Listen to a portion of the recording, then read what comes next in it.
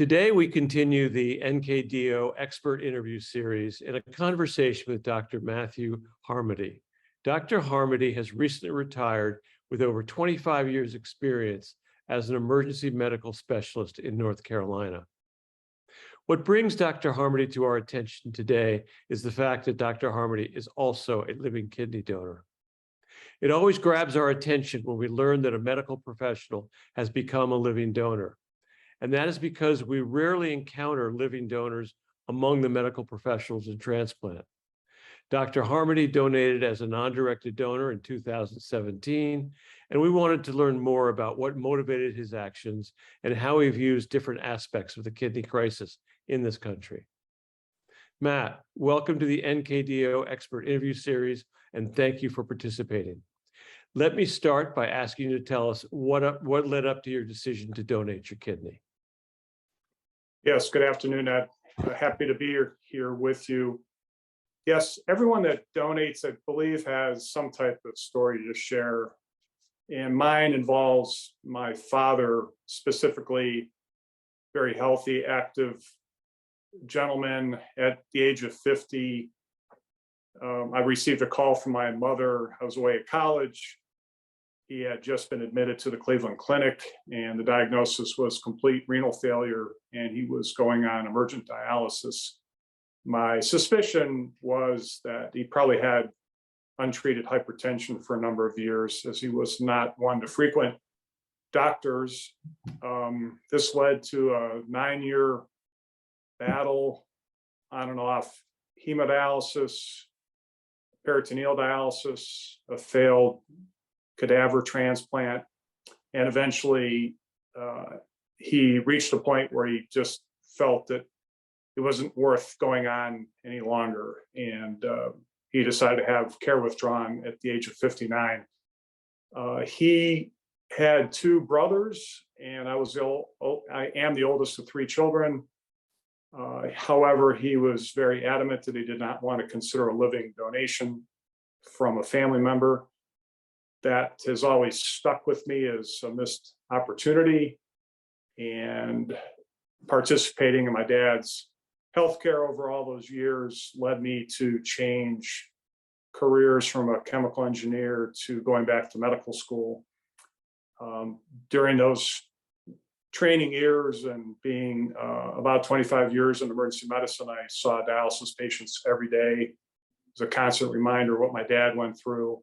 And I just finally reached a point, Ned, where there really wasn't any reason to not donate.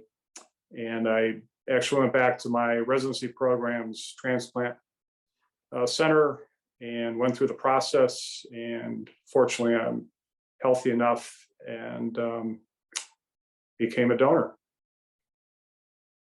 And do you know to whom you donated? I do not specifically.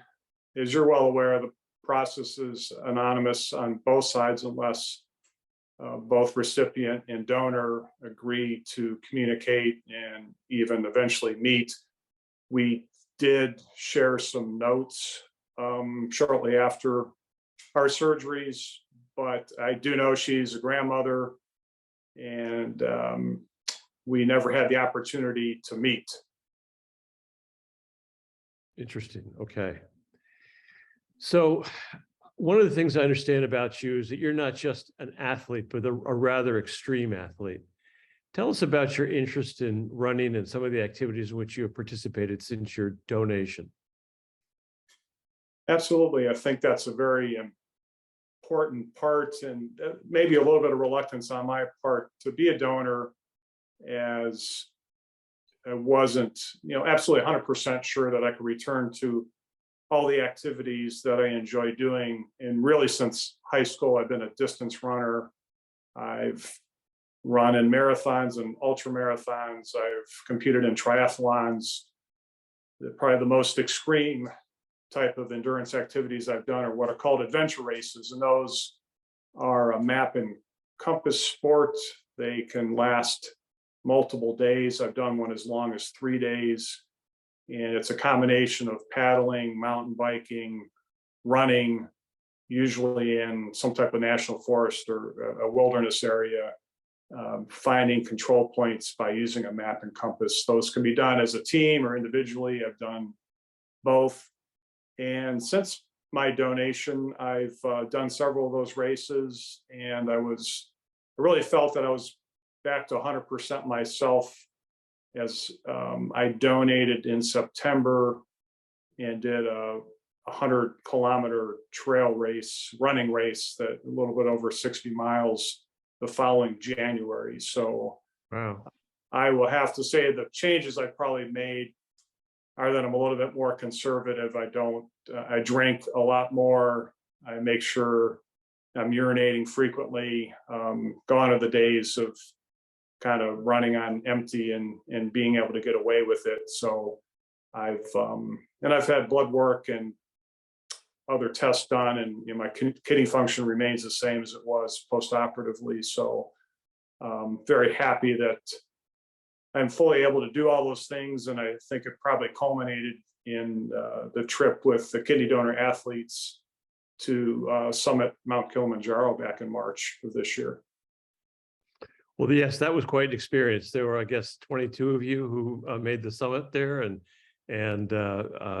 it got a lot of publicity, and I think you probably put the idea of donation into the minds of many, many, many people. It's a great thing that you guys did there. Yes, that was a unique experience for me and probably for many others. We did have 22 donors on the climb. Some people were pretty well experienced in hiking and camping overnight. I was not one of them. I certainly was used to endurance activities. I had some experience with altitude, but again, some of the folks on the trip live in Colorado and routinely were hiking 14,000-foot summits. I can only claim one 1,000-foot summit here in my community, so I had to travel a little bit to get some altitude training in. But yeah, what a great group of people. There was international exposure. I think some of the estimates were 10 to 20 million people viewed some segment of the trip on national, international news media, and then it was also on Good Morning America. And I watched it there with great interest. That's wonderful. So I think you helped to put to rest the myth that donating a kidney somehow impairs the donor from being able to participate in the full range of physical activity that's possible prior to donation. We did a little sleuthing prior to this interview to try to get a sense of how many medical professionals have become kidney donors. And we were pleasantly surprised by the number and the range of medical disciplines, with the vast majority being nurses in different areas. Tell us about some of the conversations you had with fellow professionals prior to your donation, as you were kind of trying to make up your mind and getting different opinions about this. Absolutely. Working in the emergency department, you get an opportunity to interact with all specialties and all disciplines of medicine. Some good friends that are nephrologists, and kind of picked their brains a bit about what was all involved before I started my process of doing my own research. There was, general support. I think there was the sense of it's major surgery, so there was that concern imparted by some. But I think, as you well know, Ned, they're taking the healthiest people around to be considered for donation. So it's a very high bar to reach, which I'm sure a lot of people that maybe don't realize it would qualify to be a donor. But that was one minor concern expressed. I know initially very few people knew about my donation. I just chose to keep it private. And, my physician group was aware because I was out for several weeks recovering from surgery, but very few other people were. It really was the Kilimanjaro climb through kidney donor athletes that caused me to take the big step and, I guess, go public, so to speak, with my donation, because I really think to be an effective advocate for living kidney donation, you need to be out there telling your story and sharing it with others. And when I started to do that, I had a lot of people reaching out to me that were also donors in our relatively small community. And I was, pleasantly surprised by that. A couple of retired nurses. I know another emergency physician who's a donor. So yes, I think getting the word out and developing that community is very important to advocating for kidney donation. Well, certainly that is the opinion of those of us at National Kidney Donation Organization. It's one thing to donate your kidney, as positive and wonderful a thing as that is. If you tell others about it, you can have a multiplier effect that reaches far and wide. So good on you on getting the word out about yours. In this country, we have roughly 100,000 people awaiting a kidney transplant, many of whom are on dialysis. And after 5 years of dialysis, only 35 to 40% of those patients are still alive. The wait list for a deceased donor is well in excess of 5 years in most of the population centers in this country. So obviously, those numbers don't work. Thousands of people are dying each year for a lack of a transplant. The experts tell us that we should not expect an increase in deceased donations, which means that the shortfall must be made up with living donation. The number of living donors has been basically flat for many years, with roughly 6,500 donors per year. What are some of your thoughts about a solution to this problem? Yeah, I think there are many entry points, Ned, to potential solutions, and they range from, of course, preventative care. My career in emergency medicine was all about disease treatment, which unfortunately is more reflective of the US healthcare system than disease prevention. So with diabetes and hypertension being the largest risk factors for chronic kidney disease, getting the primary care providers to really focus on diabetes and hypertension treatment and very tight control would certainly shorten the list of potential people that would need dialysis or kidney transplant. So that's one extreme. The other extreme is obviously research in stem cells and also potentially taking organs from animals such as pigs and transplanting them. I'm not an expert in that area. I think that's still many years off, even in the most optimistic forecasts.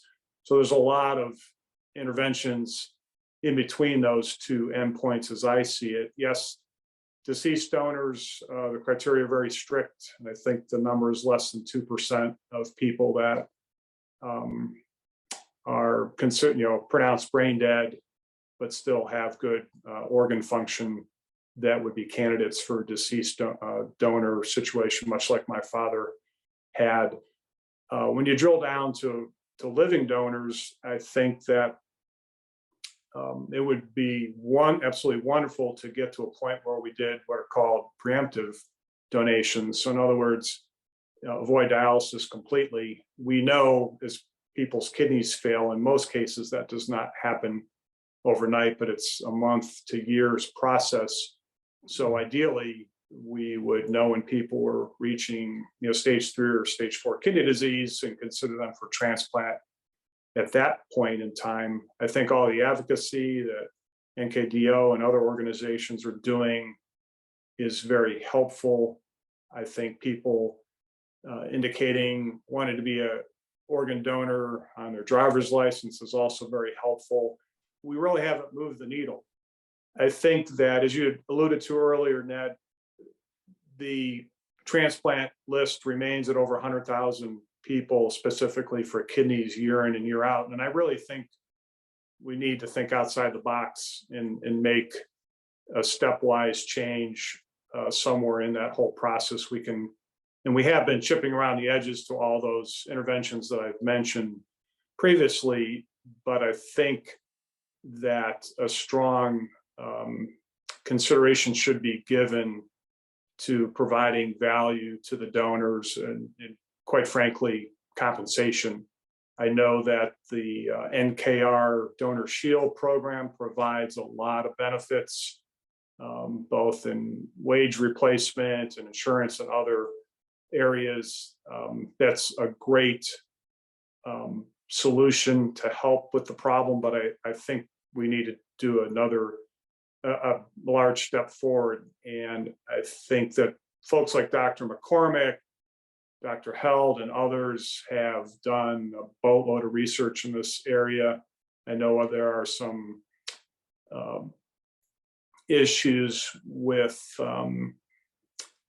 whether people would truly be affected by a willingness to donate if they were compensated. And it doesn't necessarily have to be, pure cash donation, for example. There are all kinds of alternatives, and none of this is new or rocket science. People have been talking about this for quite a few years, but it could be, 401k money, it could be 529 money, it could be over a period of time and not lump sum. You could have an opportunity where people could actually make a donation to their favorite charity if they didn't want compensation or value for their donation.